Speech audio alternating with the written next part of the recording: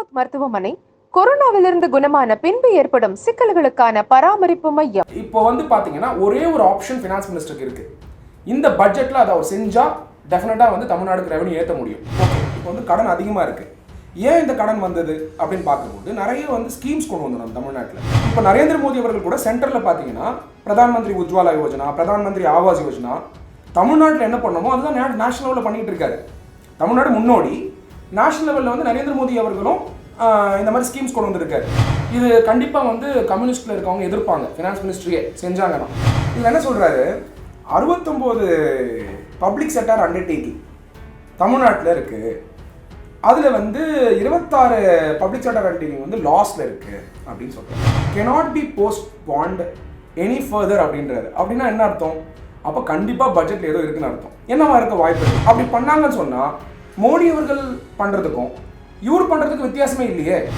மக்களுக்கு வந்த ஸ்கீம்ஸை வந்து எனக்கு தெரிஞ்சு இங்கே இருக்கக்கூடிய கட்சிகள் அந்த டைம்லேருந்து 1947 இந்த லீடர்ஸ் யாருமே, சுதந்திரம் வாங்கினதுக்கப்புறம் வந்த லீடர்ஸ், தமிழ்நாட்டில் வந்த லீடர்ஸ் யாருமே கொடுத்த ஸ்கீமை என்றைக்குமே திரும்பி வாங்கினதில்லை மக்கள் கிட்ட.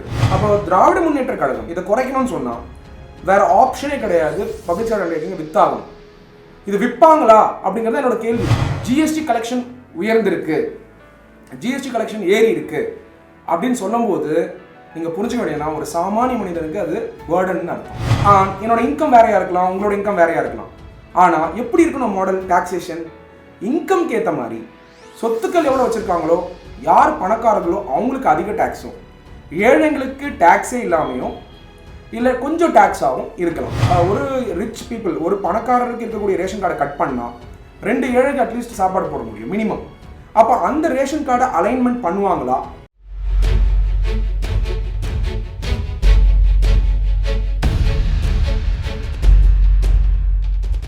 நக்கீர நேயர்களுக்கு சங்கர் பிரியனின் அன்பு வணக்கம். ரொம்ப பரபரப்பாக தமிழ்நாட்டினுடைய நிதிநிலை பற்றி பிடிஆர் பழனிவேல் தியாகராஜன் நிதியமைச்சர் வந்து ஒரு வெள்ளை அறிக்கை கொடுத்து நிறைய பரபரப்பை ஏற்படுத்தி இருக்கிறார். அதில் பல்வேறு விமர்சனங்கள், பல்வேறு ஐயப்பாடுகள், கேள்விகள் நிறைய இருக்கு இல்லையா? அதை பற்றின விவரங்கள், அது மட்டும் இல்லாமல் எதிர்வரக்கூடிய 13ஆம் தேதி பட்ஜெட் தாக்கல் அது எப்படி இருக்க போகுது, அதுக்குள்ளே இருக்கக்கூடிய சிக்கல்கள் என்ன, நடைமுறை சாத்தியங்கள் என்ன, அப்படிப்பட்ட தெளிவுகளை நமக்காக கொடுப்பதற்கு வழக்கறிஞர் சத்யகுமார் நம்மோடு இணைந்திருக்கிறார். அவரிடம் பேசலாம். வணக்கம் சார். வணக்கம். நலமா இருக்கீங்களா? பரபரப்பாக இந்த வெள்ளை அறிக்கை அப்படிங்கிறது வந்து இன்னும் கூட தனியில்ல. அதில் நீண்ட நெடிய ஒரு அறிக்கை கொடுத்துட்டு இருந்தார். தெளிவாக எடுத்து சொன்னது மட்டும் இல்லாமல் பத்திரிகையாளர்களுடைய கேள்விக்கும் ஒவ்வொன்றும் இன்ச் பை இன்ச்சாக வந்து பாமர மக்களுக்கு கூட புரியக்கூடிய அளவில் சொல்லியிருக்கிறார். இப்படிப்பட்ட இந்த வெள்ளை அறிக்கையினுடைய தேவை என்ன, முக்கியத்துவம் என்ன? கண்டிப்பாக டாக்டர் பழனிவேல் தியாகராஜன் அவர்களுக்கு என்னுடைய வாழ்த்துக்கள். ஏன்னா இந்த கோவிட் முடிஞ்சதுக்கப்புறம் திராவிட முன்னேற்ற கழகம் வந்து ஆட்சி அமைச்சதுக்கப்புறம் இந்த மாதிரி ஒரு வெள்ளை அறிக்கை வந்து கொடுத்து தமிழ்நாடு ஸ்டேட்டில் இந்த மாதிரி ப்ராப்ளம்ஸ் இருக்குது, இந்த ப்ளஸ் பாயிண்ட்ஸ் இருக்குது, இந்த ப்ராப்ளம்ஸ்க்கு எந்த மாதிரியான சொல்யூஷன்ஸ் கொடுக்கலாங்கிற அந்த பிரெயின் ஸ்டார்மிங் பட்ஜெட் பண்ணி பண்ணுறதே எப்படின்னா, சென்ட்ரல் கவர்மெண்ட்டில் வந்து ஒரு எக்கனாமிக் சர்வே வந்ததுக்கப்புறம் தான் பட்ஜெட் முன்னாடி பார்த்தீங்கன்னா எக்கனாமிக் சர்வேன்னு ஒன்று ரிலீஸ் பண்ணுவாங்க. அந்த எக்கனாமிக் சர்வேயில் இருக்கக்கூடிய ஒரு சில விஷயங்கள் எடுத்து தான் பட்ஜெட்லேயும் கூட பார்த்தீங்கன்னா சில மாற்றங்களை கொண்டு வருவாங்க, அதுக்கான சேஞ்சஸ் கொண்டு வருவாங்க. அப்படின்னு பார்க்கும்போது இந்த ரிப்போர்ட் ஆகப்பட்டது இந்த தருணத்தில் கண்டிப்பாக தமிழ்நாடுக்கு தேவை. ஏன் தேவைன்னா, என்ன மாதிரியான இம்ப்ரூவ்மெண்ட்ஸை அடுத்த 5 வருஷத்தில் இந்த கவர்மெண்ட் கொடுக்கலாங்கிறதுக்கான அக்கௌண்டபிலிட்டியை இதிலேயே சொல்லிட்டார். இது டெஃபினட்டாக ஃபினான்ஸ் மினிஸ்டருக்கு இது ஒரு சேலஞ்சாகவும் அமையும். ஏன்னா முதல்ல இந்த ப்ராப்ளம் இருக்குது, இந்த ப்ராப்ளம்லாம் நான் தமிழ்நாட்டில் இருக்குன்னு சொல்லிட்டாரு. அப்போ திருப்பி வந்து அடுத்த வருஷம் வந்து இந்த ப்ராப்ளம் இருக்குன்னு சொல்கிறத வந்து மக்கள் கேட்குறதுக்கு ரெடியாக இல்லை. அப்போ இந்த ப்ராப்ளத்தை இண்டிகேட் பண்ணிவிட்டு எந்த திசையில் தமிழ்நாடுடைய ஃபினான்ஸ் வந்து கொண்டு போகணும், ஃபினான்ஷியல் மேட்டர்ஸை கொண்டு போகணுன்றத இதில் ஒரு எங்களை மாதிரி எக்ஸ்பர்ட்ஸ்க்கு ஒரு யூகிக்கிறதுக்கான வாய்ப்பை கொடுத்துருக்காரு. கண்டிப்பாக. அதில் அந்த வெள்ளை அறிக்கையில் வந்து நிறைய பேர் நிறைய கருத்துக்களை சொல்கிறாங்க. உங்களுக்கு அதில் மிக முக்கியமான விடயங்கள் அப்படின்னா எதாவது சொல்லுவீங்க? இந்த வெள்ளை அறிக்கையில் மெயினாக பார்த்தீங்கன்னா அந்த ரெவென்யூ டெஃபிசிட், முக்கியமாக தமிழ்நாடுக்கு வர வேண்டிய ஜிஎஸ்டி நிலுவை தொகை, ஜிஎஸ்டி காம்பன்சேஷன். இப்போது தமிழ்நாடு, மகாராஷ்டிரா, குஜராத் இந்த 3 மாநிலங்களும் பார்த்தீங்கன்னா ஆக்சுவலாக ஜிஎஸ்டிக்கு ஒத்துக்கவே கூடாது. ஏன் ஒத்துக்கிட்டாங்க அப்படின்னா, நேஷ்னல் இன்ட்ரெஸ்ட்டுக்காக ஒத்துக்கக்கூடாது. ஏன்னா லாஸ் வந்து இந்த 3 ஸ்டேட்டுக்கு தான் வரும். சரி, சென்ட்ரல் கவர்மெண்ட் அதுக்காக என்ன சொன்னாங்கன்னா, நீங்கள் வந்து மேனுஃபேக்சரிங் ஸ்டேட்டு, ஜிஎஸ்டிங்கிறது ஒரு கன்சம்ஷன் டேக்ஸு, அதனால் வரக்கூடிய வரி இழப்பு இருக்கே அதுக்கு சென்ட்ரல் கவர்மெண்ட் வந்து பணத்தை கொடுத்துட்றேன் அப்படின்னு சொல்லி ஒரு கோரிக்கை வைக்கிறாங்க. ஆனால் அந்த பணத்தை வந்து கரெக்ட் டைம் இன்னும் கொடுக்கல. இது பார்த்தீங்கன்னா முருகன் அண்ணன், பாரதிய ஜனதா பார்ட்டியுடைய பிரசிடெண்ட்டாக இருந்தார் முருகன் அண்ணன். அவரே வந்து பார்த்தீங்கன்னா லாஸ்ட் ஆகஸ்ட்டில் அவருடைய பார்ட்டி லெட்டரேட், பிஜேபி இருக்கே அவங்களோட பார்ட்டி லெட்டரேட், அவங்க பார்ட்டி லெட்டரேட்லேயே அவங்களுடைய ஃபினான்ஸ் மினிஸ்டர் நிர்மலா சீதாராமனுக்கு வந்து லெட்டர் எழுதுறாரு. என்னென்னு, இந்த பணத்தை தமிழ்நாடு கொடுங்கன்னு. அதே கோரிக்கையை தான் திராவிட முன்னேற்ற கழகம் வச்சுக்கிட்டு இருக்காங்க அவங்க பார்ட்டி சைட்லேருந்து. அதிமுக சைட்லேருந்தும் அதை கேட்டிருக்காங்க பல முறை. அப்படின்னும் போது அதுதான் மெயின் இஷ்யூ இதில் ஹைலைட் பண்ணியிருக்கிறது. அதில் எவ்வளோ பார்த்தீங்கன்னா கிட்டத்தட்ட ஒரு 20,000 கோடி. இன்னைக்கு ஒரு தமிழ்நாட்டில் எஜுகேஷனுக்கு நம்ம செலவு பண்ணுறது வந்து 38,000 கோடி. இன்னைக்கு எஜுகேஷன் செக்டாருக்கு இல்லாட்டி டெவலப்மெண்ட் செக்டாருக்கு 20,000 கோடிங்கிறது ஒரு பெரிய பணம். அதுவும் COVID-19 டைமில் கவர்மெண்ட் பள்ளிக்கூடத்தில் படிக்கக்கூடிய குழந்தைங்களுக்கு டேப்லெட்டோ மொபைல் கனெக்ஷனோ இதெல்லாம் கொடுக்கறதுக்கான வாய்ப்புகள் இருந்திருக்கும். ஆனால் அந்த 20,000 கோடி கிடைக்காம போயிட்டு இருக்கு இல்லையா, காம்பன்சேஷன்.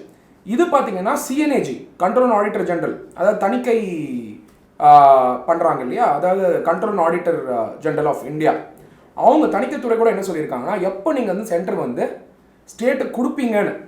இது 3 ஸ்டேட்டு தான், மகாராஷ்டிரா, தமிழ்நாடு, குஜராத். குஜராத் வந்து இதை கேட்கறதுல, ஏன்னா பிரைம் மினிஸ்டர் தான் லீட், பிரைம் மினிஸ்டர் வந்து குஜராத்லேருந்து போயிருக்காரு.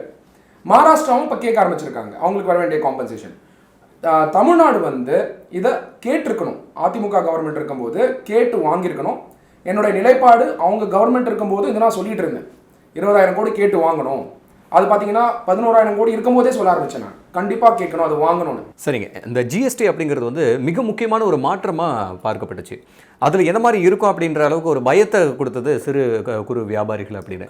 ஆனால் ஒன்றிய அரசு அப்படிங்கிறது வந்து இதில் நிறைய விடயங்கள் இருக்குது, நிறைய வளர்ச்சிக்கான விடயங்கள் இருக்குது அப்படின்னு சொல்லிட்டு அந்த மாற்றத்தை அதிரடியாக கொண்டு வந்தாங்க. ஆனால் இப்போ நிதியமைச்சர் இப்போ கூட என்ன சொல்கிறாரு அப்படின்னு சொன்னால், அந்த ஜிஎஸ்டினால மாநிலங்கள் வந்து பாதிப்புக்குள்ளாகுது அப்படிங்கிற ஒரு ஸ்டேட்மெண்ட் வச்சுருக்காரு. அதை பற்றி என்ன சொல்லுங்கள்? டெஃபினட்டாக சங்கர், இப்போ வந்து எனி ரிஃபார்ம், நீங்கள் சி சுப்பிரமணியம் இருந்தார் ஃபினான்ஸ் மினிஸ்டராக, அவரோட டாக்குமெண்ட் சென்டர் ஸ்டேட் ரிலேஷன்ஷிப் பற்றி பேசியிருக்காரு. அது சப்சிக்வெண்ட்டாக நம்மளுடைய அரசியல் அமைப்பு சட்டத்தில் கூட கான்ஸ்டியூஷன் ஆஃப் இந்தியாவில் டாக்டர் B.R. அம்பேத்கர் அவர்களும் இதை பற்றி டீட்டெயிலாக கொடுத்துருக்காரு. சென்டர் ஸ்டேட் ரிலேஷன்ஷிப் எப்பயுமே சென்டர் ஸ்டேட் ரிலேஷன்ஷிப் எப்படி இருக்கணும்னா கோஆப்ரேட்டிவ் ஃபெடரலிசம், அதை பேஸ் பண்ணி தான் இருக்கணும். இப்போ ஜிஎஸ்டி ஆகப்பட்டது கோஆப்ரேட்டிவ் ஃபெடரலிசம் இருக்குது, ஆனால் ஒரு பர்டிகுலர் ஸ்டேட்டுக்கு பவர் கிடையாது, ஸ்டேட்ஸ்க்கு பவர் இருக்கே தவிர ஸ்டேட்டுக்கு கிடையாது. அப்படி நீங்கள் புரிஞ்சுக்கணும் அதுக்கு என்ன வித்தியாசம்னு சொல்லிட்டு. ஸோ இது இது இந்த எல்லா ஸ்டேட்டும் சேர்ந்து முடிவு எடுக்கணும், ஆனால் எடுக்க மாட்டாங்க.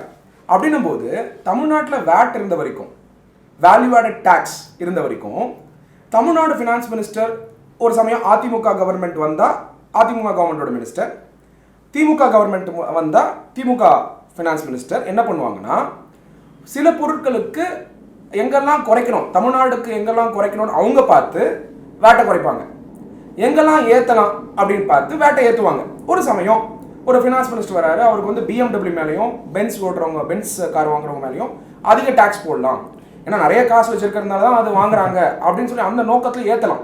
ஆனால் இப்போ ஜிஎஸ்டி வந்ததுக்கப்புறம் ஒரு BMW மேலேயோ ஆடி மேலேயோ அதிக டேக்ஸ் போட முடியாது. ஏன் போட முடியாது அப்படின்னா, போடலாம், ஆனால் போடுறதுக்காக எல்லா ஸ்டேட்டும் சப்போர்ட் பண்ணணும். சரி, இப்போ தமிழ்நாடு ஃபினான்ஸ் மினிஸ்டர் வந்து ஜிஎஸ்டி கவுன்சிலில் போய் உட்கார்றாரு. உட்காரும்போது தமிழ்நாடு ஃபினான்ஸ் மினிஸ்டருக்கு BMW மேலே டேக்ஸ் போடணும்னு இருக்குது, ஆனால் மற்ற ஸ்டேட் கவர்மெண்ட்ஸ் அது யோசிக்கிறது இல்லை. அப்படின்னும் போது இது பாஸ் ஆகாது. அதான் என்ன அஃபெக்ட் ஆச்சுன்னா, தமிழ்நாடுடைய ரெவென்யூ எப்படி ஏற்றணுன்ற மாடல் வந்து இப்போ அஃபெக்ட் ஆகிருக்கு. இன்றைக்கி 2 ப்ராடக்ட் தான் ஏற்ற முடியும்.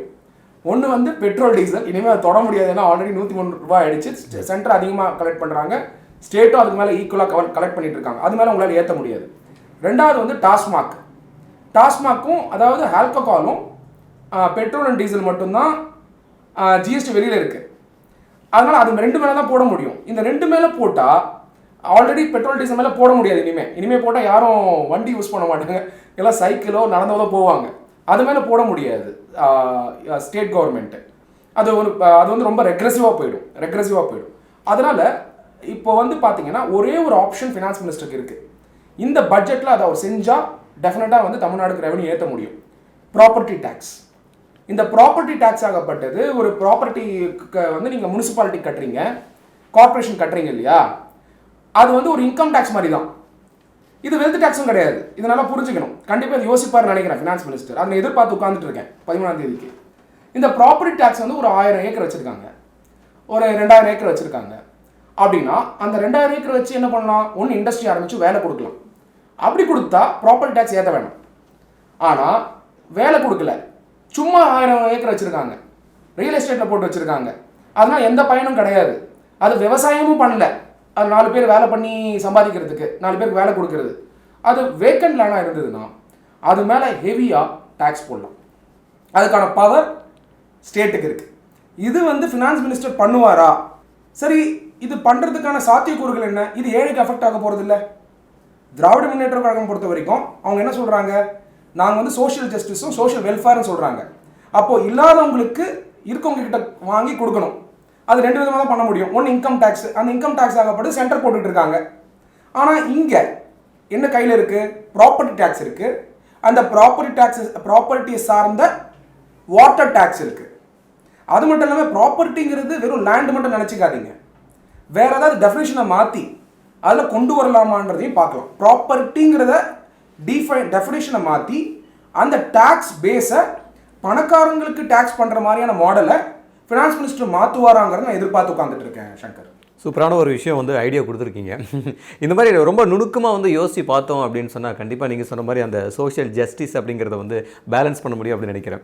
ஓகே, அண்ட் இன்னொரு விஷயம் என்ன அப்படின்னு கேட்டிங்கன்னா, கடந்த அதிமுக ஆட்சியில் வந்துட்டு ஒரு குடும்பத்தின் மீதும், சாமானிய குடும்பத்தின் மீதும் 2,63,976 ரூபாய் கடன் சுமை இருக்குது அப்படின்னு சொன்ன உடனே நிறைய இடத்துல நிறைய விஷயங்கள் நடந்துட்டு இருக்கு. ஒரு தன்னார்வலர் வந்து பெரிய ஒரு இதை எடுத்துகிட்டு போய் என்னுடைய கடன் சுமையை நான் கட்ட வந்திருக்கிறேன் அப்படின்னு சொல்லி போயிருக்கிறாரு.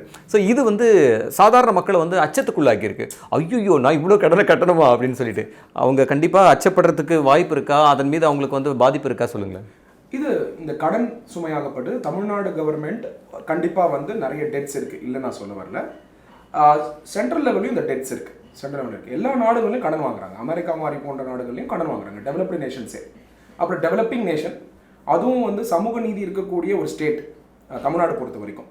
அப்படின்னும் போது சோஷியல் வெல்ஃபேர் மெஷர்ஸுங்கிறது எடுத்து தான் ஆகணும்.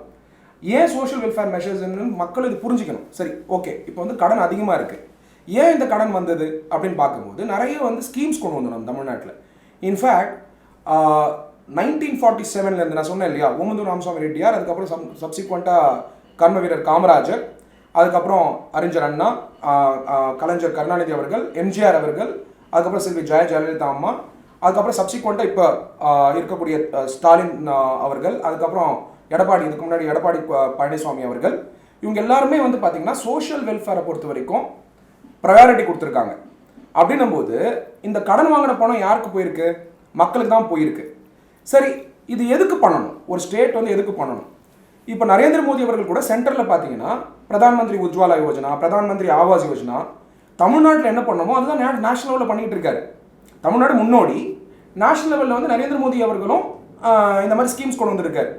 பார்த்தீங்கன்னா stand up India, start up India, எல்லாமே ஸ்கீம்ஸ் எல்லாமே சோஷியல் வெல்ஃபேர் ஸ்கீம்ஸ் தான். அப்போ இந்த சோஷியல் வெல்ஃபேர் பண்ணதுனால தான் தமிழ்நாட்டில் இன்றைக்கி நிறைய பேர் படிச்சிருக்காங்க. நீங்கள் பாருங்கள், தமிழ்நாட்டில் ஒரு குழந்தை பிறந்த உடனே சோஷியல் வெல்ஃபேர் ஸ்கீம் ஆரம்பிச்சிடும். நியூட்ரிஷன் ப்ரோக்ராம், அந்த கவர்மெண்ட் ஹாஸ்பிட்டலில் பிறந்த உடனே 12,000 ரூபா ஒரு ஸ்கீம் இருக்குது. அதுக்கப்புறம் பார்த்தீங்கன்னா பள்ளிக்கூடங்கள் ஃப்ரீ, பஸ் பாஸ் ஃப்ரீ. அப்புறம் பெண் குழந்தைங்களுக்கு வந்து நம்ம சைக்கிள் கொடுக்குறோம், பஸ்ஸில் போக முடியலன்னு சொல்லி சைக்கிள் கொடுக்க ஆரம்பித்தோம். அப்புறம் பார்த்தீங்கன்னா அதுக்கப்புறம் ஃபஸ்ட் ஜென்ரேஷன் எஜுகேட்டடுக்கு வந்து நம்ம ஸ்கீம்ஸ் இருக்குது. இந்த மாதிரி ஸ்கீம்ஸ் இருக்கக்கூடிய எல்லா ஸ்டேட்லையுமே கடன் வந்து அதிகமாக தான் இருக்கும். அதனால் அந்த கடன் இருக்கிறது வந்து ஒரு கண்டிப்பாக பிரச்சனை தான். பட் அந்த கடனை வந்து சரி பண்ணுற விஷயத்த திமுக அரசும் அதிமுக அரசும் அந்தந்த டைமில் எடுத்துருக்கணும். ஆனால் அந்த மாதிரியான ஒரு ஸ்டெப்பை எடுக்கலை. சரி, மற்ற ஸ்டேட்டில் இந்த மாதிரி நடந்திருக்கு, ஆனால் மற்ற ஸ்டேட்டு செய்கிறது இல்லை. ஸோ மற்ற ஸ்டேட்டில் செய்யலை, அதனால் நானும் செய்ய மாட்டேங்கிறது வந்து ரைட் அப்ரோச் கிடையாது. ஏன்னா குஜராத்தில் கூட இருக்குது, கடன் வந்து குஜராத்துக்கும் இருக்குது. எல்லா இடத்துலையுமே பட்ஜெட் பற்றாக்குறை தான். அப்படின்னும் போது இல்லை குஜராத்தில் செய்யலை, அரசியல் பண்ணுறவங்க என்ன பண்ணுறாங்கன்னா, குஜராத்லேயும் கடன் இருக்குது, தமிழ்நாட்டிலையும் கடன் இருக்குது, மைனஸை பற்றி பேசுகிறாங்களே தவிர ப்ளஸ் பண்ணுறது என்னன்னு பார்க்கணும். அப்போது இந்த கடனை சரி பண்ணணும்னு சொன்னால் இன்றைக்கி ஃபினான்ஸ் மினிஸ்டருக்கு 2 ஆப்ஷன் தான் இருக்குது. இது கண்டிப்பாக வந்து கம்யூனிஸ்ட்டில் இருக்கவங்க எதிர்ப்பாங்க. ஃபினான்ஸ் மினிஸ்ட்ரியே செஞ்சாங்கன்னா, கம்யூனிஸ்ட் இருக்கவங்க, நிறைய நண்பர்கள் எனக்கு கம்யூனிஸ்ட் இதில் இருக்காங்க, அவங்க எதிர்ப்பாங்க. ஆக்சுவலாக ஏன் எதிர்ப்பாங்கன்னா, அவங்களோட ஓன் அலையன்ஸ் தான் டிஎம்கேவோட, அவங்க எதிர்க்க வாய்ப்புகள் இருக்குது. காரணம் என்னென்னா, இன்றைக்கி என்ன சொல்லியிருக்காரு ஃபினான்ஸ் மினிஸ்டர் 21வது ப்ரெசன்டேஷனில், அது உங்களுக்கு ஹைலைட் பண்ண விரும்புகிறேன். 21st இது வந்து பெரிய டாக்காக இருக்கும் நீங்கள் 11ஆம் தேதி பட்ஜெட் அன்னைக்கு. இதில் என்ன சொல்கிறாரு, 69 பப்ளிக் செக்டார் அண்டர்டேக்கிங் தமிழ்நாட்டில் இருக்குது. அதில் வந்து 26 பப்ளிக் செக்டார் அண்டர்டேக்கிங் வந்து லாஸில் இருக்குது அப்படின்னு சொல்கிறேன். இல்லை தெரிஞ்ச விஷயம் தான், 26 பப்ளிக் செக்டார் அண்டர்டேக்கிங் லாஸில் இருக்குன்னு தெரிஞ்ச விஷயம் தான். இதில் இந்த ஹைலைட் பண்ணுறதுனால 2 விஷயம் அவர் சொல்ல விரும்புகிறாரு. ஆக்சுவலாக இதில் புரிஞ்சுக்க வேண்டியது, நம்ம பப்ளிக் செக்டார் அண்டர்டேக்கிங் ஏன் லாஸில் போச்சு, ஒரு சமயம் அங்கே இருக்க எம்ப்ளாயி சரியாக ஒர்க் பண்ணலன்ற குற்றச்சாட்டா, இல்லை அந்த பப்ளிக் செக்டார் அண்டர்டேக்கிங் வந்து சரியாக பியூரோக்ரஸிலேருந்து மேனேஜ் பண்ணுங்கிற குற்றச்சாட்டா, இல்லை அவங்க தயாரிக்கக்கூடிய பொருட்கள், அவங்க கொடுக்கக்கூடிய சர்வீசஸ் இப்போ வந்து புது இண்டஸ்ட்ரியல் மாடல் வந்ததுனால பயன்படாமல் போச்சா அப்படிங்கிற கேள்விக்கு ஒரு பதில் சொல்லலை. 26 public sector undertaking, state public sector undertaking லாஸில் இருக்குது. சென்ட்ரல் என்ன சொல்கிறாங்க, அதே மாதிரி தான் ஒரு ஸ்டேட்மெண்ட் கொடுக்குறாங்க எல்லா பட்ஜெட்லையும். இவரும் அதே மாதிரி ஸ்டேட்மெண்ட் கொடுக்கறதுனால நான் என்ன சிந்திக்கிறேன்னா, ஃபினான்ஸ் மினிஸ்டர் வந்து 13ஆம் தேதி, அது மட்டும் இல்லாமல் ஒரு லைனும் ஆட் பண்ணிட்டாரு 21ஆம் தேதி 21 பேஜ் நம்பரில் இங்கிலீஷ் ப்ரெசன்டேஷனில். Hence reform in this area cannot be postponed any further அப்படின்றார். ரொம்ப இம்பார்ட்டன்ட் பாயிண்ட் இது. Hence reform in this area cannot be postponed any further அப்படின்றாரு. அப்படின்னா என்ன அர்த்தம், அப்போ கண்டிப்பாக பட்ஜெட்டில் ஏதோ இருக்குன்னு அர்த்தம். என்னவா இருக்க வாய்ப்பு இருக்குது சங்கர், பார்த்தீங்கன்னா அந்த கம்பெனியை விற்கிறதுக்கான ஸ்டெப்பு, இல்லாட்டி அந்த கம்பெனியில் மேனேஜ்மெண்ட் மாத்திரேன்னு சொல்லி ப்ரைவேட் பப்ளிக் பார்ட்னர்ஷிப் அப்படி பண்ணாங்கன்னு சொன்னால், மோடி அவர்கள் பண்ணுறதுக்கும் இவர் பண்ணுறதுக்கு வித்தியாசமே இல்லையே. அப்போது கம்யூனிஸ்ட் கட்சியில் இருக்கவங்க, இல்லை சோஷியலிஸ்ட் சிந்தனைகள் இருக்கவங்க நரேந்திர மோடி அவர்களை எதிர்க்கிறாங்கன்னு சொன்னால் கண்டிப்பாக இதையும் எதிர்க்கணும். ஆனால் அலையன்ஸில் அவங்க இருக்கிறதுனால எதிர்ப்பாங்களா அப்படிங்கிற ஒரு பொலிட்டிக்கல் பாயிண்ட் நான் வைக்க விரும்புகிறேன் ஆக்சுவலாக. But considering the economic point of view, அதுக்கப்புறம் லா பாயிண்ட்டுக்கு வரேன் நான். எக்கனாமிக் பாயிண்ட் ஆஃப் வியூவில் பார்த்தீங்கன்னா இந்த 3 கம்பெனி சங்கர், TANGEDCO, TANTRANSCO and STUs, இது கன்சிஸ்டண்ட்டாக 25 வருஷமாக லாஸில் இருக்குது. எம்ஜிஆர் அவர்கள் இருக்கும்போது இது லாஸ் ஸ்டார்ட் ஆச்சு. சப்சிக்வெண்ட்டாக கலைஞர் கருணாநிதி அவர்கள் இருக்கும்போது லாஸில் தான் இருந்தது. செல்வி ஜெயலலிதா அம்மா இருக்கும்போதும் லாஸில் தான் இருந்தது. அப்புறம் எடப்பாடி கே பழனிசாமி அவர்கள் வந்ததுக்கப்புறம் இது லாஸில் தான் இருந்துகிட்டு இருக்கு. அப்போ திமுக ஆட்சிக்கும் இருக்கும்போது லாஸில் தான் இருந்தது, அதிமுக ஆட்சியும் லாஸில் தான் இருக்குது. அதிக லாஸ் அதிமுக கவர்மெண்ட்டில் வந்திருக்குங்கிறது பிகாஸ் அவங்க 10 வருஷம் ஆட்சியில் இருந்ததுனால. அப்போ நான் என்ன கேட்குறேன்னா, இது லாஸ்ன்னு ஒரு என்டிட்டி வந்திருக்குல்ல, இதுக்கு முன்னாடியே இது சரி பண்ணியிருக்கணும்ல. ஆனால் இப்போ அது பண்ணாததுனால இந்த என்டிட்டிஸ் வந்து 3மே இம்பார்ட்டன்ட்டு. எலக்ட்ரிசிட்டி கொடுக்கக்கூடிய ஒன்று, 2வது வந்து டிரான்ஸ்போர்ட்டு. இந்த 2மே மக்களுக்கு அத்தியாவசிய தேவை. இதை எப்படி ரிஃபார்ம் பண்ணுவாருன்னு நான் வெயிட் பண்ணி வாட்ச் பண்ணணும். ஏன்னா ஜென்ரலாக என்ன பண்ணுவாங்க, ஒரு கம்பெனி லாஸாக போச்சுன்னா ஒன்று விற்கணும், பப்ளிக் செக்டர் அண்டர்டேக்கிங் விற்கணும். விற்கிறதுனா என்ன, டிஸ்இன்வெஸ்ட்மெண்ட்டு, ப்ரைவேட்டைசேஷன் கிடையாது. விற்கணும்னா ஒரு 20% யாரோ ஒரு பெரிய முதலீட்டாளர்கிட்ட கொடுத்து அவங்களோட ஒர்க் பண்ணுறது. இன்னொரு மாடல் இருக்குது. இந்த மாடல் நான் எதிர்பார்க்குறேன் இவர் ஃபினான்ஸ் மினிஸ்டர் செய்வாரான்னு. ஒரு ஃபாரின் கவர்மெண்ட்டோட சேர்ந்து, ஒரு மலேசியன் கவர்மெண்ட்டோ ஒரு ஜாப்பனீஸ் கவர்மெண்ட்டோ, இந்த மாடலை வந்து நரேந்திர மோடி அங்கே பண்ணுறாரு குஜராத்தில். புல்லட் ட்ரெயின் ப்ராஜெக்ட் வந்து ஜப்பானோட கையெழுத்து போட்டு அப்படி பல நாடுகளோட சேர்ந்து ஒப்பந்தம் பண்ணி ஸ்டேட் லெவலில் இதை ரிஃபார்ம் பண்ண முடியுமான்னு பார்க்கலாம். தேன் ஒரு ப்ரைவேட் செக்டார் தமிழ்நாட்டில் இருக்கக்கூடிய ஒரு பெரும் முதலாளிகிட்ட ஒரு 20%யோ 15% கொடுக்கறத விட ஒரு கவர்மெண்ட்டோட இது கையெழுத்து போட்டு அந்த பர்டிகுலர் டிரான்ஸ்போர்ட் செக்மெண்ட்டை லாபகரமாக ஆக்கிறதுக்கான, அதனால என்ன கிடைக்குது உங்களுக்கு, ஜப்பானோட நீங்கள் கையெழுத்து போடுறீங்க, ஒப்பந்தம் போடுறீங்கன்னா 2 கிடைக்குது சங்கர். நம்மளுக்கு என்ன கிடைக்கும், அவங்களுடைய டெக்னாலஜி கிடைக்குது சங்கர். 2வது வந்து அவங்களுடைய சர்வீஸ் ஐடியாஸ் கிடைக்குது. 3வது அவங்க முதலாளிகளும் ஆக முடியாது, அது கவர்மெண்ட் இன்வெஸ்ட்மெண்ட். இது அப்போ ஒரு 2 கவர்மெண்ட் சேர்ந்தும் ஒரு மாதிரி பண்ண முடியும். இது ரிலேஷன்ஷிப் வேணும். அந்த ரிலேஷன்ஷிப்பை ஃபினான்ஸ் மினிஸ்டர் வந்து எஸ்டாப்ளிஷ் பண்ண வேண்டிய நெசசிட்டி இருக்குது. சரி, இது உடனே பண்ண முடியுமா? நரேந்திர மோடி ஆல்ரெடி அவர்கள் வந்து பார்த்தீங்கன்னா சென்ட்ரல் லெவல் ரிலேஷன்ஷிப் வச்சிருக்காரு. எல்லா இன்வெஸ்ட்மெண்ட்டும் குஜராத்துக்கு போகும், இல்லை வேற எங்கேயாவது ஒரு டெஸ்டினேஷன் போகும். நரேந்திர மோடி அவர்கள் முடிவெடுக்க வேண்டியது. இந்த நேரத்தில் தமிழ்நாடு போயிட்டு நெகோஷியேட் பண்ண முடியுமா, அதுக்கான சாத்தியக்கூறுகள் இருக்கான்றத முதலமைச்சர் ஸ்டாலின் அவர்கள் கண்டிப்பாக வந்து ஆலோசிக்கணும். அதுக்கான குழு நியமிக்கணும். அதுக்கான சாத்தியக்கூறுகள் இருக்குது, பாசிபிலிட்டி இருக்குது. இது செய்வாரான்றது நான் வந்து அனௌன்ஸ்மெண்ட் இருக்குமா பட்ஜெட் நான் எக்ஸைட்மெண்ட்டாக உட்காந்துருக்கேன். நீங்கள் பெங்களூரில் கூட இந்த மாடல் கிடையாது, கர்நாடகாவில் கிடையாது, குஜராத்தில் கிடையாது. சென்னை அப்படிங்கிற சிட்டியை பார்த்தீங்கன்னா அந்த சைடில் பார்த்தா ஸ்ரீபெரும்புதூர் ஒரு ஜப்பான் மாதிரி இருக்குது, ஏன்னா மேனுஃபேக்சரிங் ஹப்பு, அதுக்கப்புறம் ஆட்டோமொபைல் கம்பெனிஸு. இந்த பக்கம் பார்த்தீங்கன்னா ஐடி கம்பெனிஸு. அதுக்கப்புறம் தமிழ்நாட்டில் பார்த்தீங்கன்னா மற்ற டிஸ்ட்ரிக்ட் பார்த்தீங்கன்னா எல்லாமே இண்டஸ்ட்ரியல் டிஸ்ட்ரிக்ட். 38 டிஸ்ட்ரிக்ட் சங்கர். 38 டிஸ்ட்ரிக்டில் 23 டிஸ்ட்ரிக்ட் வந்து இண்டஸ்ட்ரியல் டிஸ்ட்ரிக்ட். இங்கே சங்ககிரி, அப்புறம் பார்த்தீங்கன்னா திருச்செங்கோடு, கரூர், நாமக்கல், திருப்பூர், அதுக்கப்புறம் பார்த்தீங்கன்னா சேலம், கோயம்புத்தூர், ஈரோடு, நீங்கள் எல்லாமே இண்டஸ்ட்ரியல் டிஸ்ட்ரிக்ட். இந்த மாதிரி ஒரு ஸ்டேட்டு இந்தியாவிலே கிடையாது. இது டெஃபினட்டாக 1947 காங்கிரஸ் ஆட்சி, அப்போ இருந்த காங்கிரஸ் ஆட்சி, சப்சிக்வெண்ட்டாக வந்த திராவிட முன்னேற்ற கழகம், அப்புறம் ஏடிஎம்கே, எம்ஜிஆர் அவர்கள், ஜெயலலிதா அம்மா, சப்சிக்வெண்ட்டாக இப்போ ஸ்டாலின் அவர்கள் வந்து பார்த்தீங்கன்னா வந்த உடனே இப்போ இன்வெஸ்ட்மெண்ட் மீட் கண்டக்ட் பண்ணார் ஐடிசியில். ஸோ அதனால் நம்ம தமிழ்நாடு பொறுத்த வரைக்கும் இண்டஸ்ட்ரியலைசேஷன் நடந்திருக்கு, சோஷியல் வெல்ஃபேர் ப்ரோக்ராம்ஸும் சக்ஸஸ்ஃபுல்லாக நடந்திருக்கு, மூணாவது வந்து சோஷியல் ஜஸ்டிஸும் நம்ம வந்து கொண்டு வந்திருக்கோம். அப்படின்னும் போது இந்த டைமில் இந்த ஃபினான்ஷியல் மேட்டர்ஸை சரி பண்ணிட்டா, டாக்டர் பழனிவேல் தியாகராஜன் அவர்கள் நல்ல நண்பர், நிறைய டிபேட்டில் அவரோட பார்ட்டிசிபேட் பண்ணியிருக்கேன், சரி பண்ணிட்டா டெஃபினட்டாக தமிழ்நாடு வந்து இன்னும் பெரிய ப்ரோக்ரெசிவ் டெவலப்மெண்ட்டு கொண்டு போக முடியும். இது G2G அக்ரிமெண்ட்டை இதில் என்டர் பண்ணால் நல்லா இருக்கும்னு நினைக்கிறேன் சங்கர். ஆனால் அந்த பொதுத்துறை நிறுவனங்களை வந்து விற்கிற ஒரு நிலைமை வந்துச்சு அப்படின்னு சொன்னால் அதுக்குள்ளவே இருக்கக்கூடிய இடதுசாரி கட்சிகள் இருக்காங்க, விடுதலை சிறுத்தைகள், மதிமுக, கம்யூனிஸ்ட், அவங்க கொஞ்சம் ரெஸ்ட்ரிக்ட். கண்டிப்பாக டாக்டர் பழனிவேல் தியாகராஜன் அவர்களுக்கு இது ஒரு பெரிய சேலஞ்ச் தான். இந்த திராவிட முன்னேற்ற கழகம் வந்து அலையன்ஸில் இருக்கிறதுனால சோஷியலிஸ்ட் கொள்கை, கம்யூனிஸ்ட் ஐடியாஸ் இருக்கவங்க டெஃபினட்டாக அதை எதிர்க்க தான் செய்வாங்க. அப்போ எதிர்க்கனா எல்லாம் அக்செப்ட் பண்ணிட்டு இருக்க மாட்டாங்க, டாலரேட் பண்ணிட்டு தான் இருப்பாங்க.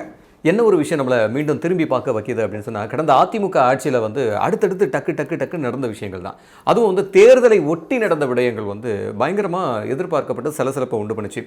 எடப்பாடி பழனிசாமி அன்றைய முதல்வர் நிறைய திட்டங்களை வந்து அதிரடியாக அறிவிச்சார், நிறைய கடன்களை வந்து தள்ளுபடி செஞ்சுருக்கிறாரு. இது எல்லாமே வந்து ஆஹா ஓஹோ அப்படின்னு பேசப்பட்டுச்சு. ஆனால் பின்னால் இன்டெலெக்சுவலில் வந்து என்ன யோசிக்கிறாங்க அப்படின்னா, இதெல்லாம் எப்படி பேலன்ஸ் பண்ண போகிறாரு, இதுக்கெல்லாம் காசு எங்கேருந்து வருது, ஒருவேளை ஜெயிச்சு வந்தாருன்னா இதெல்லாம் எப்படி செய்ய போகிறாரு அப்படின்ற ஒரு கேள்வி வந்துச்சு. எதை நம்பி சார் அதெல்லாம் அறிவிச்சிருப்பார் அவர்?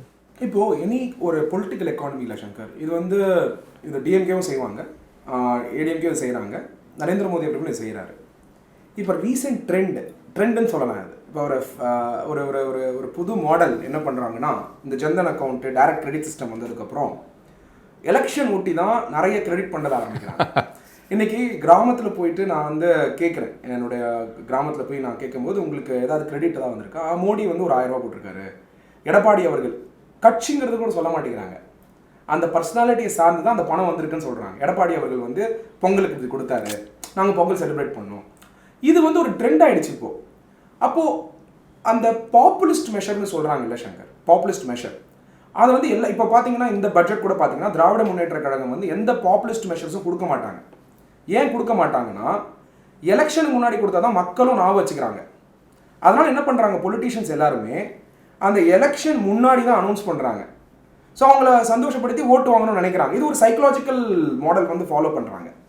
அதனால் அந்த ஸ்கீம்ஸ் எல்லாமே, எடப்பாடி அவர்கள் கொண்டு வந்த ஸ்கீம்ஸ் எல்லாமே ஐ டோன்ட் திங்க் டிஎம்கே வந்து அதை விட்டுருவாங்கன்னு கிடையாது. பேரை வேணால் மாற்றி வைக்க வாய்ப்புகள் இருக்குது. ஏன்னா அல்டிமேட்டாக ஒரு பெனிஃபிட்டை வந்து சாமானிய மனிதர்களுக்கு போகுதுன்னு சொன்னால் அது இல்லாமல் ஆக்கும்பொழுது கேட்குறதுக்கு நம்மள மாதிரியான வழக்கறிஞர்கள் இருக்காங்க. ஏன் வந்து கொடுக்க மாட்டேங்கிறீங்க, அது கொடுக்குற பெனிஃபிட்டை வந்து ஏன் எடுக்கிறீங்கன்னு நம்ம கேட்க போகிறோம். வழக்கறிஞர்கள் இருக்காங்க, அதுக்கான சிஸ்டம் இருக்குது, ப்ராசஸ் இருக்குது கேட்குறதுக்கு. அப்போது என்ன பண்ணுவாங்க, மேபி அதில் இருக்க பேரை மாற்றி இவங்க கவர்மெண்ட்டுக்கு ஏற்ற மாதிரி வச்சுருப்பாங்க. டிஎம்கே ஆட்சி போனதுக்கப்புறம் அதிமுக ஆட்சி வந்ததுன்னா அவங்க வந்து அவங்க பேரை வச்சுக்க போகிறாங்க. அவ்வளோதானே தவிர மக்களுக்கு வந்த ஸ்கீம்ஸை வந்து எனக்கு தெரிஞ்சு இங்கே இருக்கக்கூடிய கட்சிகள் அந்த டைம்லேருந்து 1947 இந்த லீடர்ஸ் யாருமே, சுதந்திரம் வாங்கினதுக்கப்புறம் வந்த லீடர்ஸ், தமிழ்நாட்டில் வந்த லீடர்ஸ் யாருமே கொடுத்த ஸ்கீமை என்றைக்குமே திரும்பி வாங்கினதில்லை மக்கள்கிட்ட இருந்து. கர்மவீரர் காமராஜராக இருக்கட்டும், நம்மளுடைய எம்ஜிஆர் அவர்களாக இருக்கட்டும், கலைஞர் கருணாநிதி சாராக இருக்கட்டும், இல்லாட்டி ஜெயலலிதா அம்மாவாக இருக்கட்டும், இப்போ ஸ்டாலின் சாராக இருக்கட்டும், கண்டிப்பாக அதை வந்து நம்மளுடைய எடப்பாடி கே பழனிசாமி அவர்களாக இருக்கட்டும், யாருமே வந்து ஸ்கீம் வந்து திருப்பி வாங்குறதில்ல. ஒரு வாட்டி அடிஷ்னல் ஸ்கீம் போகும்போது கடன் ஏறுது, அந்த கடனை வந்து அந்த ஸ்கீம் தேவையான தேவை. அந்த ஸ்கீம் இப்போ ஃபார் எக்ஸாம்பிள் தாலிக்கு தங்கம் அப்படிங்கிற ஒரு ஸ்கீமு, அவர் பார்த்தீங்கன்னா சத்துணவு திட்டம் அதை மேம்படுத்தி இப்போ பார்த்தீங்கன்னா நம்ம முட்டை கொடுத்துட்ருக்காரு. இன்ஃபேக்ட் எடப்பாடி கே பழனிசாமி அவர்கள் மார்னிங் பிரேக்ஃபாஸ்ட் கொடுக்கணும்னு சொல்லிட்டு இருந்தாங்க. ஸோ அப்போ அந்த பிரேக்ஃபாஸ்ட் இவங்க கொடுப்பாங்களா அப்படிங்கிறத நம்ம வெயிட் பண்ணி பார்க்கணும். எனக்கு தெரிஞ்சு பிரேக்ஃபாஸ்ட் கொடுக்கணும்னு நான் சொல்ல வரேன். கவர்மெண்ட் ஸ்கூலில் நிறைய பேர் வந்து கவர்மெண்ட் ஸ்கூல் போனதே அந்த பிரேக்ஃபாஸ்ட் அந்த லஞ்சுக்கு போகிறாங்க, போயிட்டு அப்படி படிச்சு தான் பெரிய பெரிய ஐஏஎஸ் ஆஃபீஸர் ஆகிருக்காங்க. அது நம்ம மறுக்க முடியாது. அப்போது அந்த மாதிரி ரிஃபார்ம்ஸ் வந்து இவங்க கொண்டு வரணும். அதுவும் கோவிட் டைமில் நிறைய மக்கள் கஷ்டப்படுறதுனால கண்டிப்பாக எனக்கு தெரிஞ்சு இந்த கவர்மெண்ட் வந்து சோஷியல் வெல்ஃபேர் ப்ரோக்ராம்ஸை எதுவும் திருப்பி எடுக்கக்கூடாது, எடுக்கவும் மாட்டாங்க அப்படிங்கிறது என்னுடைய விஷன். அதுக்கு காம்படிஷன் வந்து சென்ட்ரல் அவங்க வந்து நிறைய சோஷியல் வெல்ஃபேர் ஸ்கீம் கொடுத்துட்டு இருக்காங்க, ஃப்ரீ கேஸ் கனெக்ஷன், அப்புறம் பார்த்தீங்கன்னா முத்ரா திட்டம் வழியாக லோனு.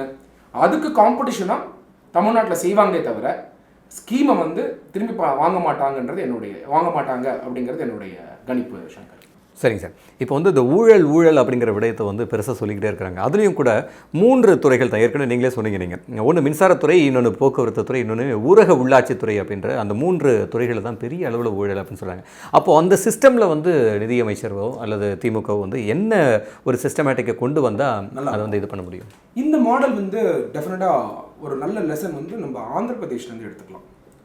சந்திரபாபு நாயுடு அவர்கள் வந்து ஆட்சியில் இருக்கும் பொழுது ஒரு மாடல் கொண்டு வந்தார். அது பேர் வந்து ரியல் டைம் கவர்னன்ஸ், ஆர்டிஜின்னு சொல்லுவாங்க. இந்த ஆர்டிஜி என்னன்னா இன்னைக்கு வந்து நம்மளுடைய தமிழ்நாட்டில் வந்து 38 டிஸ்ட்ரிக்ட் கிட்டத்தட்ட இருக்குது சங்கர்.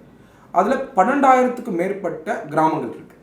இந்த 12,000 கிராமங்களுக்கு வில்லேஜ் டெவலப்மெண்ட் சென்டர் கொண்டு வந்து அதை நெட் வழியாக கனெக்ட் பண்ணி செக்ரட்டரியேட்டோட சென்ட்ரல் டேட்டா பேஸை கனெக்ட் பண்ணிவிட்டு அங்கே வந்து ஸ்கீமை நம்ம டிக்ளேர் பண்ணோம்னா எவ்வளோ பேர் யார் பெனிஃபிஷியரின்னு சிஸ்டமேட்டிக்காக சயின்டிஃபிக்காக கொண்டு வந்துட்டோன்னு சொன்னால் அப்போது இந்த லீக்கேஜ் வந்து தடுக்கலாம்.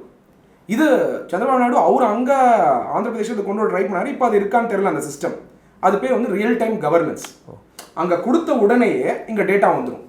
இப்போ சிஎம் வந்து ஸ்க்ரீனில் பார்க்க முடியும். அந்த மாதிரி சிஸ்டம் கொண்டு வந்தால் தான் உங்களுக்கு முனிசிபாலிட்டி லெவல்லேருந்து பஞ்சாயத்து லெவல்லேருந்து உங்களால் வந்து நிறைய எஃபிஷியன்சி கொண்டு வர முடியும். இதில் அதுக்கான அனௌன்ஸ்மெண்ட் இருக்குமா? அதனால தான் சொன்னேன், இது வந்து இந்த விஷயம் வந்து பொருளாதாரத்தை சார்ந்ததை விட ஒரு லாஸ் அண்ட் ரெகுலேஷன்ஸ் ரிஃபார்ம் பண்ணுற ஒரு பட்ஜெட்டாக தான் இருக்கும் அது. இப்போது ஒரு பிஎஸ்சி வந்து விற்கணும்னு ஒரு முடிவு எடுக்கிறாங்கன்னா அப்போ அதுக்கான ரெகுலேஷன் பாஸ் பண்ணுற ஒரு பட்ஜெட்டாக தானே இது அமையும். சென்ட்ரல் என்ன பண்ணுறாங்க, அசெட் மானிட்டைசேஷன் ஒரு லா பாஸ் பண்ணுறாங்க, அதுக்கான பாலிசி பாஸ் பண்ணுறாங்க. அந்த மாதிரி இந்த ஸ்டேட்டில் வந்து பாஸ் பண்ணது ஒரு லாஸ் அண்ட் ரெகுலேஷன்ஸ் ரிலேட்டட் பட்ஜெட்டாக தான் இது அமையும். ஏன்னா கையில் இருக்க காசே ரொம்ப கம்மி.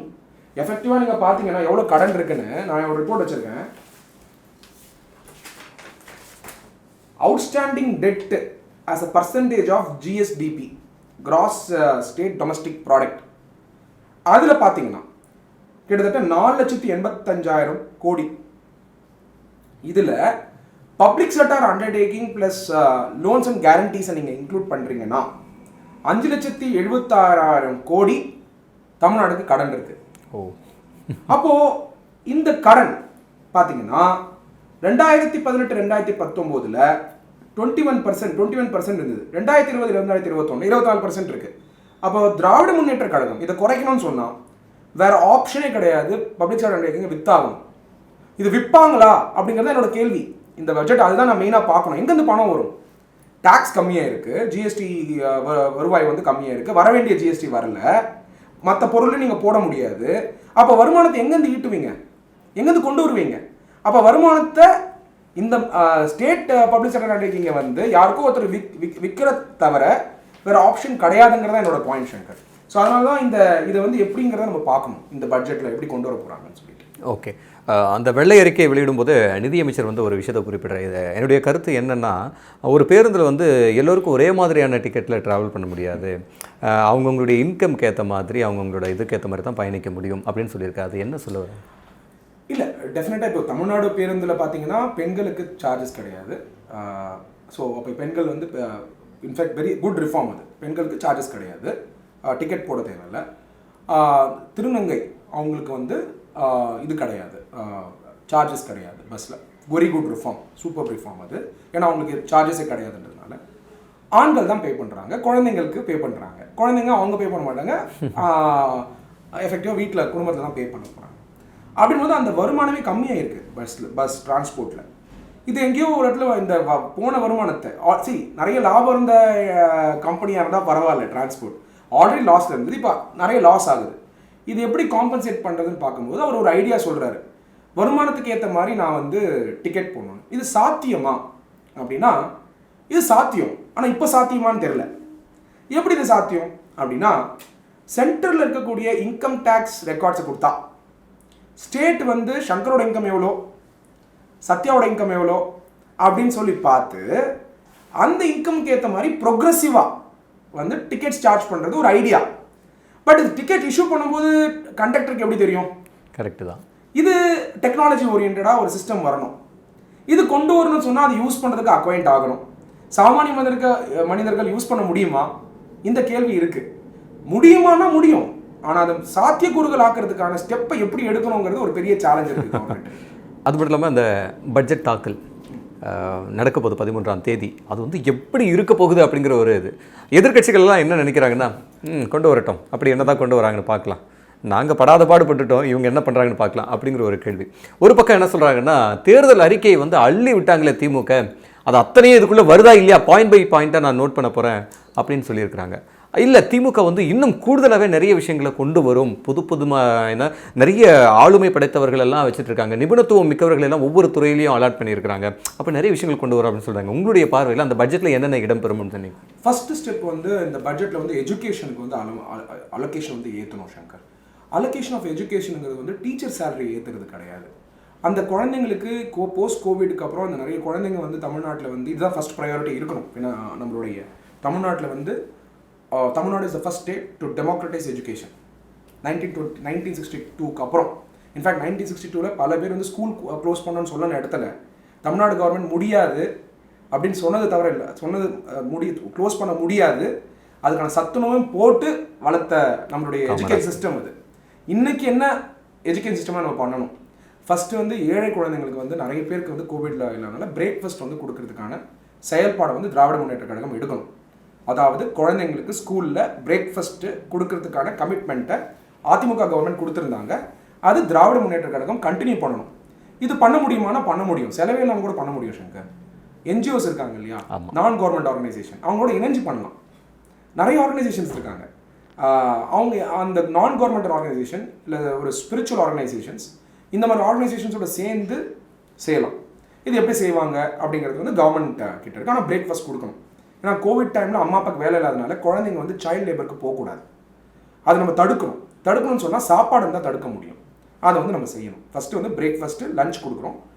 மூணாவது வந்து டெக்னாலஜி ஓரியன்டாக நிறைய விஷயம் ஸ்கூல்ஸில் செய்யணும். இன்றைக்கி போஸ்ட் கோவிடில் வந்து நிறைய ப்ரைவேட் ஸ்கூல் என்ன பண்ணியிருக்காங்கன்னா நிறைய விஷுவல்ஸு, அவங்களுக்கான டெக்னாலஜி ஹெல்ப் எல்லாம் பண்ணுறாங்க. ஆனால் ஒரு கவர்மெண்ட் ஸ்கூல் குழந்தைங்க இன்னும் சாக்பீஸில் தான் உட்காந்து படிக்க வேண்டிய கட்டாயத்தில் இருக்காங்க.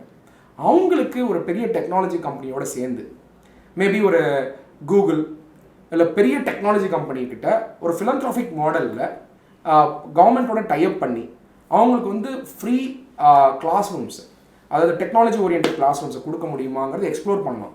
ஏன்னா பெரிய பெரிய நிறுவனங்கள் எல்லாம் அமெரிக்காவில் இருக்கு. எல்லா பெரிய நிறுவனங்களும் பார்த்தீங்கன்னா நம்ம தமிழர்கள் தான் இதில் இருக்காங்க, கண்டிப்பாக பொறுப்பில் இருக்காங்க.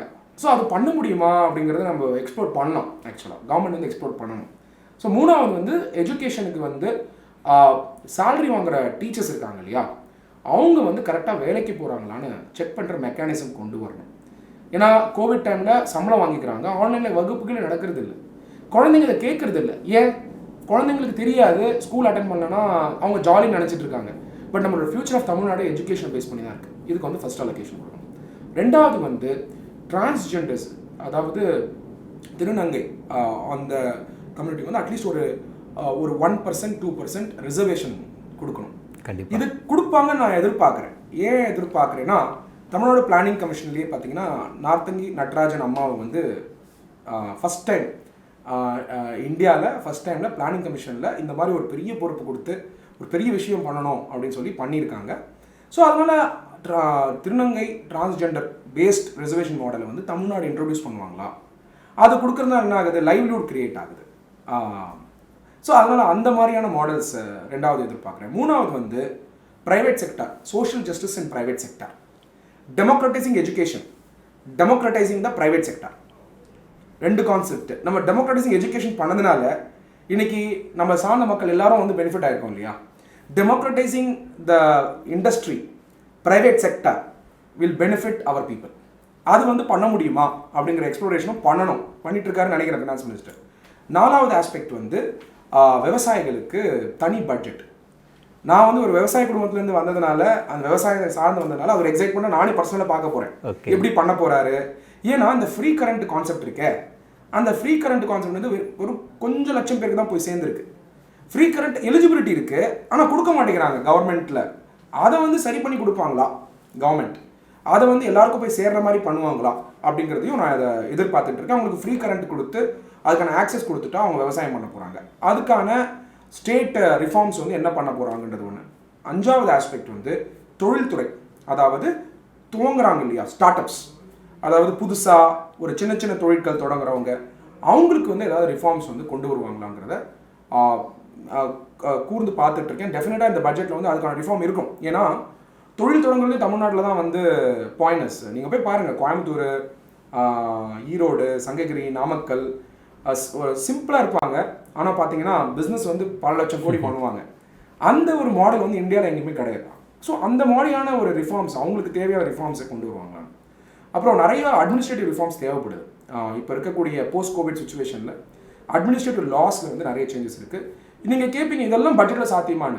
எல்லா ரிஃபார்ம்ஸுமே எக்கனாமிக் ஜஸ்டிஸ் கொண்டு வரதுக்காக தான். மக்களுக்கு அல்டிமேட்டாக கவர்மெண்ட் என்ன பண்ணணும், ஒருத்தருக்கு வேலை இல்லைன்னா வேலை கொடுக்கறதுக்கான வாய்ப்பு உருவாக்கணும், ஒருத்தருக்கு வந்து படிப்பு இல்லைன்னா படிப்புக்கு ஆக்சஸ் கொடுக்கணும், அதுக்கப்புறம் அதை பற்றி அவேர்னஸ் கொடுக்கணும். அதனால் வந்து கவர்மெண்ட் வந்து ஃபினான்சஸை வந்து மேனேஜ் பண்ணணும். டெஃபினட்டாக நம்ம ஒரு ஒரு டெவலப்பிங் நேஷன், நம்ம தமிழ்நாடு வந்து டெவலப்பிங் ஸ்டேட்டில் தான் இருக்குது அப்படின்னு நம்ம பொழுது ப்ரோக்ரெசிவ், டெவலப்பிங் பட் ப்ரோக்ரெசிவ். எல்லா ஸ்டேட்டுமே டெவலப்பிங் தான், ஆனால் Tamil Nadu developing and it is progressive. அதுக்கான செயல்பாடுகளை எடுக்க முடியுமான்றது. லாஸ்ட் இம்பார்ட்டன்ட் ரிஃபார்ம் நான் என்ன எதிர்பார்க்குறேன்னா, டாக்ஸேஷன் ரிஃபார்ம். இந்த ரீசெண்டாக ஒரு இந்தியாவில் வந்து லாஸ்ட் 7 to 6 இயர்ஸாக வந்து டாக்ஸேஷன் ரெக்ரெசிவ் ஆகிட்டு இருக்கு. ரெக்ரெசிவ்னா என்னென்னா, ஏழைங்க வந்து நிறைய டேக்ஸ் பே பண்ணுற மாதிரி இருக்குது. எப்படி சொல்கிறீங்க சத்யகுமார், நீங்கள் அப்படி கேட்பீங்க. ஜிஎஸ்டி கலெக்ஷன் உயர்ந்திருக்கு, ஜிஎஸ்டி கலெக்ஷன் ஏறி இருக்குது அப்படின்னு சொல்லும்போது நீங்கள் புரிஞ்சுக்க வேண்டியதுனா, ஒரு சாமானிய மனிதனுக்கு அது பேர்டன் அர்த்தம். 1,27,700 கோடி ஜிஎஸ்டி கலெக்ஷன் ஏறி இருக்குன்னு சொன்னால் அது ஸ்டேட் வந்து கலெக்ட் பண்ணியிருக்காங்க. அப்போது அந்த பணம் ஏற்றம் இருக்கே, அந்த கலெக்ஷன் ஏற்றம் இருக்கே, அது வந்து ஏழைகளுக்கு எல்லாத்தோட, நீங்கள் சோப்பு வாங்குறீங்க, நானும் சோப்பு வாங்குறேன், சோப்பு எல்லாம் ஒன்று தான். என்னோட இன்கம் வேறையாக இருக்கலாம், உங்களோட இன்கம் வேறையாக இருக்கலாம். ஆனால் எப்படி இருக்கணும் மாடல் டாக்ஸேஷன், இன்கம்க்கு ஏற்ற மாதிரி சொத்துக்கள் எவ்வளோ வச்சுருக்காங்களோ, யார் பணக்காரர்களோ அவங்களுக்கு அதிக டேக்ஸும், ஏழைங்களுக்கு டேக்ஸே இல்லாமையும் இல்லை கொஞ்சம் டேக்ஸாகவும் இருக்கலாம். ஆனால் இந்தியாவில் என்ன ஆகிட்டு இருக்கு, என்னைக்கு வந்து ஜிஎஸ்டி வந்து இன்கம் டேக்ஸோட தாண்டுமோ அன்றைக்கி இந்தியாவுடைய டாக்ஸிங் சிஸ்டமை மாற்றணும். இது நான் சொல்லலை, டாக்டர் பிஆர் அம்பேத்கர் ஐயா அவர்களே கிளியராக அவருடைய கான்ஸ்டிடியூஷன் டிபேட்ஸ்லையும் சரி, அவருடைய வியூஸ்லையும் சரி, founding father of the constitution, அரசியலமைப்பு சட்டத்தை உருவாக்கும் போதே சொல்லியிருக்கார், டாக்ஸேஷன் சிஸ்டம் வந்து ப்ரொக்ரெசிவாக தான் இருக்கணுமே தவிர ரெக்ரெசிவாக மாறக்கூடாது. அது மாறினா நாட்டுக்கு நல்லது கிடையாதுன்னு அவர் வந்து இண்டிகேட் பண்ணியிருக்காரு. ஸோ அந்த மாதிரி சூழ்நிலையில் இப்போ தமிழ்நாடு போகாமல் இருக்கணும்னு சொன்னால் அதை வந்து கொஞ்சம் ரேஷனலைஸ் பண்ணி சென்டர்கிட்ட இருந்து டேட்டாஸ் வாங்கி அந்த டேட்டாவை வச்சு சோஷியல் வெல்ஃபேர் வந்து ஏழைகளுக்கும் கிராமத்தில் இருக்கக்கூடிய ஏழைகளுக்கும் போய் சேர்ற மாதிரியும், அதிக இன்கம் இருக்கவங்களுக்கு ரேஷன் கார்டை எடுத்துட்டு, பார்த்தீங்கன்னா எல்லாருக்கும் ரேஷன் கார்டு இருக்குது, எதுக்கு ரேஷன் கார்டு, ஒரு 30 லட்சம் சம்பாதிக்கிறவங்களுக்கு எதுக்கு ரேஷன் கார்டு, தேவையே இல்லையே. அப்போ ரேஷன் கார்டு வந்து இன்கம்மை பேஸ் பண்ணி ஃப்ரீ அரிசி அவங்களுக்குலாம் கட் பண்ணிவிட்டு, ஏழைங்களுக்கு யாருக்கு அரிசி போய் சேரலையோ அவங்களுக்கு ரேஷன் கார்டை கொடுத்து, ஒரு ஒரு ரிச் பீப்புள், ஒரு பணக்காரருக்கு இருக்கக்கூடிய ரேஷன் கார்டை கட் பண்ணால் 2 ஏழைக்கு அட்லீஸ்ட் சாப்பாடு போட முடியும் மினிமம். அப்போ அந்த ரேஷன் கார்டை அலைன்மெண்ட் பண்ணுவாங்களா இது இப்படிங்கிறத வெயிட் பண்ணி தான் வாட்ச் பண்ணணும். இது ஒரு பெரிய ஹெர்குலியன் டாஸ்க். இது வந்து ஒரு நாள்லையோ 2 நாள்லையோ பண்ணுற விஷயம் கிடையாது. கவர்மெண்ட்டுங்கிறது ஒரு பெரிய மெஷினரி. அது குறைகளும் சொல்லலாம், ப்ளஸ் பாயிண்ட்டும் சொல்லலாம். பட் கொஞ்சம் மெச்சோர்டாக பார்க்கும்போது ஒரு பெரிய டாஸ்க் அது. எந்த ஃபினான்ஸ் மினிஸ்டர் வந்தாலும் ஒரு பெரிய வேலை தான் அது. ஸோ அதனால் இதுக்கு முன்னாடி இந்த ஃபினான்ஸ் மினிஸ்டராக இருக்கட்டும், அதிமுக கவர்மெண்ட்டில், இல்லை டாக்டர் பழனிவேல் தியாகராஜனாக இருக்கட்டும், எல்லாரும் என்னோட நல்ல நண்பர்கள் தான். பட் இவங்களுக்கு எல்லாருக்குமே வந்து ஒரு சேலஞ்ச் இருக்குது. ஈவன் நேஷனல் லெவலில் இருக்கக்கூடிய ஃபினான்ஸ் மினிஸ்டராக இருக்கட்டும், ஃபினான்ஸுங்கிறது ஒரு சேலஞ்ச் தான். பாலிடிக்ஸ் ஒரு பக்கம் இருந்தால் கூட எப்பவுமே இந்தியாவில் வந்து எக்ஸ்ட்ரா பணம் யார்கிட்டையுமே கிடையாது. அப்படின்னும் போது டெஃபினட்டாக வந்து ஒரு பெரிய சேலஞ்சோட தான் அந்த பட்ஜெட்டை வந்து ப்ரெசென்ட் பண்ணணும் டாக்டர் பழனிவேல் தியாகராஜன் அவர்கள். ரொம்ப மகிழ்ச்சிங்க. இந்த பட்ஜெட் குறித்து வந்து நிறைய விஷயங்களை ரொம்ப தெளிவுபடுத்திருக்கீங்க. என்னென்ன வரப்போகுது, உங்களுடைய பாயிண்ட் அதில் என்னென்ன இருக்க போகுது அப்படிங்கிற ஒரு காத்திருப்போட இருக்கலாங்க. டெஃபினட்டாக. Thank you Shankar, it's a pleasure meeting you. Thank you. Thank you. Nakkheeran டிவிக்கு சப்ஸ்கிரைப் செய்யுங்கள். உங்கள் ஆதரவே எங்கள் பலம். ஆசிரியர்களுக்கு நண்பனாகவும் மாணவர்களுக்கு ஆசானாகவும் திகழும் தேர்வு வழிகாட்டி. ஒவ்வொரு பாடத்திற்கும் அனுபவமிக்க ஆசிரியர்களின் துல்லியமான தெளிவான விடைகள். CNC இருக்கு, தேர்வு பயம் எதற்கு? இது தீரன் பப்ளிஷிங் ஹவுஸ் விற்பனை வெளியீடு.